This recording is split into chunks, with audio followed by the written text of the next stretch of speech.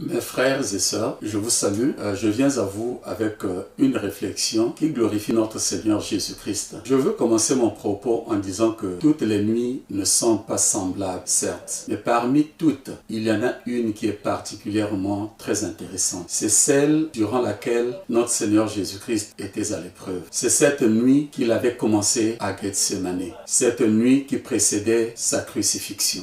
La nuit qui précédait la crucifixion de Jésus-Christ est particulièrement très intéressante pour toutes les personnes qui espèrent en lui et qui croient qu'il est le Seigneur et le Sauveur du monde. En cette nuit, justement, tout se jouait dans le ciel et sur la terre. Dans le ciel, Dieu observait la fidélité de son Fils en ce qui concerne le plan de salut qu'il avait élaboré pour sauver toute l'humanité. Les puissances des ténèbres, elles, s'agitaient car le moment était arrivé pour qu'elles entrent en action comme des pièces dans un puzzle. Même Judas et tous ses complices étaient à l'œuvre pour accomplir leur forfaiture. Et Jésus-Christ, notre Seigneur, était en train de lutter contre l'angoisse, tout en laissant à Dieu la liberté d'accomplir sa volonté de sauver l'humanité. Chers amis, il suffisait juste de peu pour que tout le système s'annule et pour que la mission échoue. Il aurait fallu peu de choses seulement pour que tous les humains soient définitivement condamnés à la mort éternelle sans un autre espoir d'être sauvés. Il suffisait juste de peu de choses. Et moi, en méditant sur les circonstances qui entouraient cette nuit, je ne peux m'empêcher de dire merci à Dieu notre Père Céleste et à Jésus-Christ notre Seigneur et Sauveur. En effet, Dieu est tout-puissant et il a le contrôle et la maîtrise de toutes choses. Et notre Seigneur Jésus-Christ est d'un cœur humble et plein d'amour pour nous les hommes, sans quoi nous serions perdus à jamais éternellement. Mais que toute la gloire revienne à Dieu et à notre Seigneur Jésus-Christ. Dieu notre Père Céleste a fait une œuvre grandiose et magnifique pour nous sauver. Qui de nous, chères sœurs et frères, s'il a un fils unique, croisera-t-il les bras sans réagir lorsqu'il voit son fils en train de souffrir, lorsqu'il observe ces personnes qui font du mal à son fils? Qui croiserait ses bras? Mais Dieu est resté tranquille,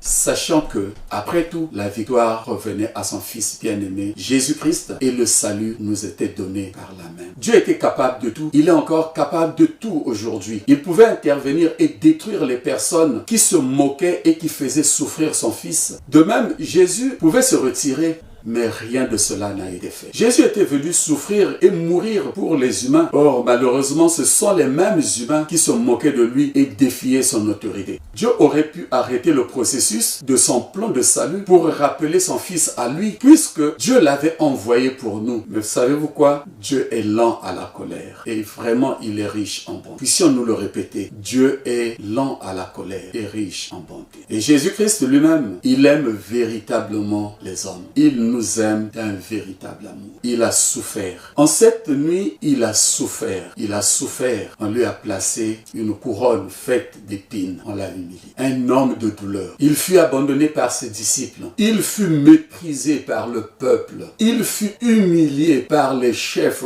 religieux. Il fut injurié par la foule. Il fut blessé par les soldats. Il fut crucifié par la suite. L'épreuve était douloureuse. Vous pourrez lire cela dans Marc chapitre 14, les versets 32 jusqu'à 42 par exemple. Et vous pourrez aussi lire la suite dans les différents évangiles. Vous pourrez lire dans Matthieu, dans Marc, dans Luc, dans Jean, et vous verrez. Mais à partir de Marc chapitre 14, verset 43, vous lirez l'histoire du Créateur qui accepte de subir la méchanceté de ses créatures, alors que s'il le voulait, il pouvait se retirer de cette épreuve. Vous lirez l'histoire du Sauveur qui est malmené par les personnes qu'il désire sauver, alors que s'il le voulait, il pouvait les abandonner à leurs conditions misérables. Vous lirez l'histoire de l'innocent qui accepte d'être jugé sans un seul chef d'accusation par un tribunal de personnes qui ne connaissaient pas la vérité. Vous lirez l'histoire du libérateur qui se laisse condamner afin de faire sortir de leur prison tous les condamnés à mort éternelle. Vous lirez l'histoire du juste que les gens ont rejeté pour demander la libération d'un homme brutal, Barabbas. Bref, vous lirez dans cette histoire et l'Esprit ne manquera pas de vous révéler. Et je rends grâce au Saint-Esprit qui nous parle de Jésus-Christ, d'après la promesse faite par Jésus lui-même, que lorsque le Saint-Esprit viendra, il ne parlera pas de lui, mais il prendra de ce qui est à moi et il vous l'annoncera. Il vous rappellera ce que je vous ai enseigné. Mes frères et sœurs, vous lirez bien plus encore dans cette histoire. Mais lorsque vous serez en train de lire, attardez-vous sur 2 versets de ce chapitre 14 de Marc. Attardez-vous sur le verset 62 et sur le verset 72. Au verset 62, nous lisons que Jésus ne renie pas qui il est, même si cela va lui coûter la vie. Il répond à ceux qui l'interrogent, je le suis. Je suis le Christ, le Fils du Dieu vivant. Et vous verrez le Fils de l'homme assis à la droite du Tout-Puissant et venant avec les nuées du ciel. L'événement mentionné dans ce verset contraste vraiment à celui que nous pouvons trouver dans le verset 72 du même chapitre. Au verset 72, nous lisons, aussitôt pour la seconde fois le coq chanta et Pierre se souvint de la parole que Jésus lui avait dite, avant que le coq chante 2 fois, tu me renieras 3 fois. Alors Pierre se mit à pleurer. Mes chers amis, je sais que votre esprit est bien disposé à servir notre Seigneur Jésus-Christ. Mais je sais aussi que votre chair vous joue quelquefois des tours. Oui, l'esprit est bien disposé, mais la chair est faible. Je vous exhorte à veiller dans la prière. À Gethsémane, Pierre, Jacques et Jean n'ont pas pu se mettre en prière. Et 3 fois le Seigneur est venu le leur faire remarquer. Mais savez-vous quoi? Quand l'épreuve est arrivée, ils n'ont pas pu résister. Ils se sont enfuis, ils se sont cachés. Quelle sera votre attitude? Je dirais quelle sera aussi la mienne lorsque l'épreuve sera devant nous. L'épreuve de notre foi en Jésus-Christ. Je vous exhorte à demeurer en prière afin de pouvoir tenir ferme et persévérer devant l'épreuve de votre foi qui va venir dans le monde. Jésus-Christ n'a pas renié son identité en s'exposant à la moquerie, à l'humiliation, à la flagellation, aux douleurs diverses et même à la mort. Et si Jésus-Christ est notre modèle, nous sommes ses imitateurs. Il a dit ceci, comme ils m'ont haï, ils vous haïront aussi. Comme ils m'ont persécuté, ils vous persécuteront aussi. Mais gardez foi, gardez foi. Le Seigneur demeure avec nous. C'est sa promesse. Il a dit, je suis avec vous jusqu'à la fin du monde. Je ne vous abandonnerai pas. Je ne vous quitterai pas. Ne promenez pas des regards inquiets. Gardons notre foi, chers frères et sœurs. Cette nuit était une nuit terrible, mais une nuit intéressante pour nous, car tout se jouait cette nuit-là. Il aura fallu que Christ recule, nous aurions perdu notre salut. Il aurait fallu que Dieu retire son Fils, nous aurions perdu notre salut. Mais Jésus-Christ a supporté la moquerie, il a supporté l'humiliation, il a supporté la flagellation, il a supporté des douleurs diverses, il a supporté pour vous et moi, afin que vous et moi, nous soyons sauvés grâce à lui. Que Dieu donc nous soutienne dans notre témoignage. Je prie pour votre foi, chères sœurs et frères, mais je prie aussi pour la mienne,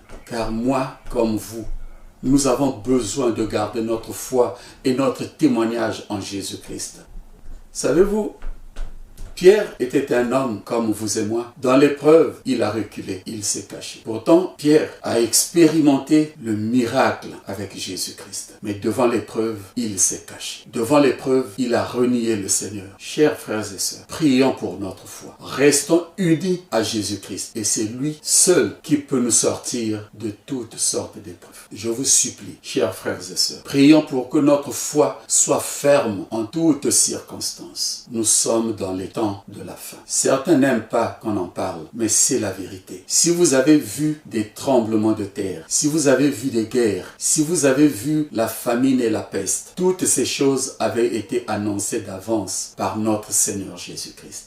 Si toutes ces choses qu'il avait annoncées d'avance se sont accomplies, les choses qui ne sont pas encore accomplies vont s'accomplir. Et si vous savez que ces choses s'accompliront, il est bon que nous gardons notre foi et que nous demeurons unis à Christ, notre Seigneur et notre Sauveur. Il est avec nous tous les jours jusqu'à la fin du monde. Lui ne nous abandonnera pas. Prions pour que nous ne l'abandonnions pas. Lui, il ne nous reniera pas, mais prions pour que nous, qu'on ne le renie pas non plus. Veillons et prions et que Dieu soit glorifié. Éternel Dieu Tout-Puissant, je te prie pour mes frères et sœurs. Je te prie pour ceux qui œuvrent pour ta gloire. Je prie pour la foi de ceux qui croient en Jésus-Christ. Je prie pour que cette foi demeure ferme et que cette foi soit alimentée chaque jour par ta parole. Je prie que tu les gardes dans tes mains et qu'ils ne soient point capables de se retirer. Je prie pour ton Église à travers la terre. à travers le monde, que l'Église soit gardée dans ta sainte main. Mais je prie pour moi-même également, afin que notre vie demeure dans toute l'éternité. Que ton nom soit glorifié, Père, et que ton règne soit sur nous, au nom de Jésus-Christ. Amen.